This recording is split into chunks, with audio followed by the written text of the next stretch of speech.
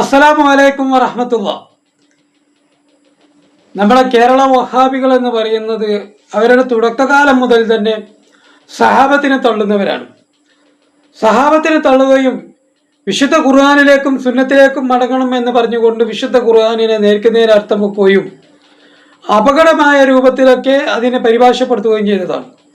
ആ കാലഘട്ടത്തിൽ തന്നെ നമ്മളെ മഹാന്മാരാകുന്ന പണ്ഡിതന്മാർ ഖുർആൻ പരിഭാഷക്കെതിരെ ഖുർആൻ പരിഭാഷപ്പെടുത്തേണ്ട ഒന്നല്ലെന്നും അത് ജനങ്ങൾക്ക് വിശദീകരിച്ചു കൊടുക്കുകയാണ് വേണ്ടത് എന്നും മഹാന്മാരാകുന്ന സഹാബത്ത് എങ്ങനെയാണോ മനസ്സിലാക്കിയത്, അവരിൽ നിന്ന് എങ്ങനെയാണോ താബിയങ്ങൾ മനസ്സിലാക്കിയത്, അയിമത്തും ഖലഫുകളും എങ്ങനെയാണോ മനസ്സിലാക്കിയത്, നിങ്ങൾ തഫ്സീറുകളിലൂടെ എങ്ങനെയാണോ മനസ്സിലാക്കിയത്, അതുപോലെ ജനങ്ങൾക്ക് വിശദീകരിച്ചു കൊടുക്കണമെന്നും ബഹുമാനപ്പെട്ട പണ്ഡിതന്മാർ പറഞ്ഞപ്പോൾ അവരെ കുതിര കയറാനും പുച്ഛിക്കാനാണ് കേരളത്തിലെ വഹാബികൾ ശ്രമിച്ചത്. അതിൻ്റെ ഭാഗമായിട്ട് വിഷയങ്ങൾ വരുമ്പോൾ ഖുർആനിലേക്കും സുന്നത്തിലേക്കും മടങ്ങുന്നു എന്ന് പറഞ്ഞിട്ട് അവർ നേർക്കുനേരെ ഖുർആൻ വ്യാഖ്യാനിക്കുകയും ഖുർആനെ അർത്ഥം വെക്കുകയാണ് ചെയ്തിട്ടുള്ളത്. അതിൻ്റെ ഭാഗമായിട്ട് സഹാബത്തിനെ തള്ളുന്നതിൻ്റെ ഭാഗമായിട്ട് ബഹുമാനപ്പെട്ട ഉമർ ഖത്താബ് റളിയല്ലാഹു അൻഹു കൊണ്ടുവന്ന ജമാഅത്താകുന്ന തറാവി 20 റക്അത്തിനെ അവർ നിഷേധിച്ചു. ഉസ്മാൻ തങ്ങളുടെ കാലഘട്ടത്തിൽ ഉണ്ടാക്കിയ ജുമയുടെ 2 ബാങ്ക്, ജുമയ്ക്കുള്ള 2 ബാങ്ക് അതിനെ തള്ളി. ഇങ്ങനെ ഓരോരോ വിഷയത്തിലെ എടുത്തു നോക്കുമ്പോൾ സഹാബത്തിനെ തള്ളിയിട്ടുണ്ട്. ഒരു വേള വഹാബികളുടെ പുസ്തകത്തിൽ തന്നെ പറയുന്നുണ്ട്, കേരള മുസ്ലിയാക്കന്മാർ ചെയ്യുന്നത് ദീനിൽ തെളിവല്ലാത്തതുപോലെ സഹാബത്ത് ചെയ്താലും ദീന് തെളിവല്ലാതെ. അങ്ങനെ സഹാബത്തിന് മുൻഗാമികളാകുന്ന വഹാബികൾ പാടെ തള്ളിയതാണ്.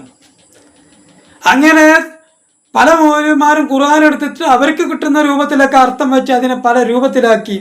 ചില ആളുകൾ ഡോസ് കൂടി ചേകന്നൂർ വരെയായി.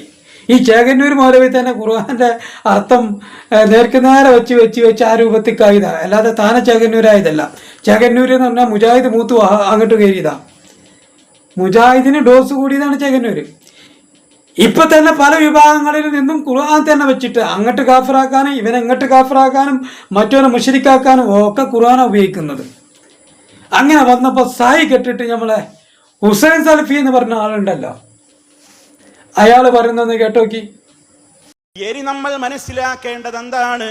ആ ഖുർആനിനെയും ഹദീസിനെയും ഒരു ഭാഗത്ത് അങ്ങനെ നിവർത്തി വെച്ചിട്ട് ഒരു ഡിക്ഷണറി വെച്ചിട്ടാണോ അതിനെ നമ്മൾ മനസ്സിലാക്കേണ്ടത്? ഖുർആനിന്റെ ആയത്ത് എങ്ങനെയാണ് നമ്മൾ മനസ്സിലാക്കേണ്ടത്? ഹദീസുകൾ എങ്ങനെയാണ് നമ്മൾ മനസ്സിലാക്കേണ്ടത്? അതേതെങ്കിലും ഒരു പരിഭാഷ നോക്കിയിട്ട് പഠിക്കേണ്ടതല്ല. നേരെ മറിച്ച് അത് മനസ്സിലാക്കി ആദ്യത്തെ ഒരു തലമുറ ഇവിടെ കഴിഞ്ഞു പോയിട്ടുണ്ട്. അവരാരാണ്? അല്ലാഹ് തൃപ്തിപ്പെട്ട തലമുറയാണ്. والسابقون الأولون من المهاجرين والأنصار والذين اتبعوهم بإحسان رضي الله عنهم ورضوا عنه എന്ന് അല്ലാഹു ഗുഡ് സർട്ടിഫിക്കറ്റ് കൊടുത്തിട്ടുള്ള മഹാന്മാരാണവര്. ഇസ്ലാമിലേക്ക് മുൻകടന്നിട്ടുള്ള മഹാരഥന്മാരായ മുഹാജിറുകളും അൻസാറുകളും അവരെ പിൻപറ്റിയവരായ ആളുകൾ. അവര് വിശ്വസിച്ചതുപോലെ വിശ്വസിക്കാനാണ് അല്ലാഹുവിന്റെ കൽപ്പന. അതാണ് 2ാമത്തെ അധ്യായമായ സൂറത്തുൽ ബഖറയിലും പഠിപ്പിക്കുന്നത്. ഫഇൻ ആമനൂ ബിമിസ്ലി മാ ആമൻതും ബിഹി ഫഖദ് ഇഹ്തദൗ വഇൻ തവല്ലൗ ഫഇന്നമാ ഹും ഫീ ശിഖാഖ് ഫസയക്ഫീകഹുമുല്ലാഹ്. അല്ലാഹുവിന്റെ റസൂല് നമുക്ക് ഓതിത്തരികയാണ്. ഓ ജനങ്ങളെ, മഹാന്മാരായ ആ സ്വഹാബത്തിനെ അഭിസംബോധന ചെയ്തുകൊണ്ട് പറയാണ്, നിങ്ങൾ വിശ്വസിച്ചതുപോലെ പിൽക്കാലക്കാര് വിശ്വസിക്കാൻ സന്നദ്ധരാണെങ്കിൽ എങ്കിലേ നാം ഹിദായത്തിലേക്ക് പോവുകയുള്ളൂ. അതേ അവസരത്തിൽ ഞങ്ങൾക്ക് മുൻഗാമികൾ പറഞ്ഞതൊന്നും വേണ്ട, ഞങ്ങൾക്ക് നബി സല്ലല്ലാഹു അലൈഹി വസല്ലമിന്റെ ഹദീസ് വേണ്ട, സ്വഹാബത്ത് വേണ്ട, താബിഈങ്ങൾ വേണ്ട. ഞങ്ങൾക്ക് സ്വന്തം തന്നെയെല്ലാം അങ്ങ് ഗവേഷണം ചെയ്ത് ഞങ്ങൾ അങ്ങ് അർത്ഥം വെച്ചോളും എന്ന് പറയുന്ന നിലപാടല്ല. കറക്റ്റാണ് പറഞ്ഞത്. ഈ പറഞ്ഞ പോയിന്റാണ് ഞങ്ങൾ വർഷങ്ങൾക്ക് മുമ്പ് പറഞ്ഞത്. നമ്മൾ ഉസ്താദുമാര് മഹാന്മാരാകുന്ന സഹാബത്ത് എങ്ങനെയാണോ മനസ്സിലാക്കിയത് അതുപോലെ സഹാബത്തിൽ നിന്ന് കിട്ടിപ്പോയ താബിയങ്ങളും താബിയങ്ങളും മനസ്സിലാക്കിയതുപോലെ അങ്ങനെയാണ് ചെയ്യേണ്ടത് എന്ന്. അപ്പോൾ തറാവീൻ്റെ എണ്ണം എത്ര ആയിരിക്കും? അപ്പോൾ ഒരു ജുമാക്ക് എത്ര ബാങ്കുണ്ടായിരിക്കും?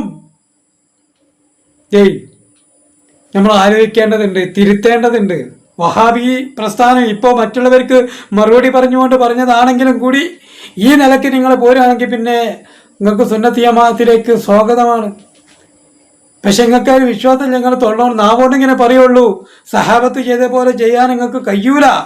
നിങ്ങൾക്ക് നിങ്ങളുടേതായ ചില തിയറികളുണ്ട് എന്നുള്ളത് നമുക്ക് എല്ലാവർക്കും അറിയാം. അതല്ല, ഹുസൈൻ സലഫി പറഞ്ഞതുപോലെ ചെയ്യുകയാണെങ്കിൽ നാളെ മുതൽ അള്ളാഹുവിൻ്റെ റസൂലിൻ്റെ പേരിൽ മദ്ഹ് പറയേണ്ടി വരും. ഹസ്സാൻ ബിൻ സാബിത്ത് റളിയല്ലാഹുവിനും കാബ് റളിയല്ലാഹുവിനൊക്കെ മിമ്പർ ഒരുക്കി കൊടുത്ത് അവിടുത്തെ മദ്ഹ് പറഞ്ഞിട്ടുണ്ട്. ബഹുമാനപ്പെട്ട ഉമർ ഖത്താബ് റളിയല്ലാഹുവിന് തറാവി 20 റക്അത്ത് ജമാഅത്ത് നിസ്കരിച്ചിട്ടുണ്ട്. ഇങ്ങനെയൊക്കെ ഓരോരോ സംഗതികളുണ്ട്. അപ്പോൾ തൽക്കാലം പിന്നെ ആ പേരടക്കം മാറ്റേണ്ടി വരുന്നതാണ് വിനയത്തോടു കൂടി ഉണർത്താനുള്ളത്. ഏതാണെങ്കിലും വൈകി ഉദിച്ച വിവേകത്തിന് നന്ദി രേഖപ്പെടുത്തുകയാണ് ഹുസൈൻ സലഫിയോട്.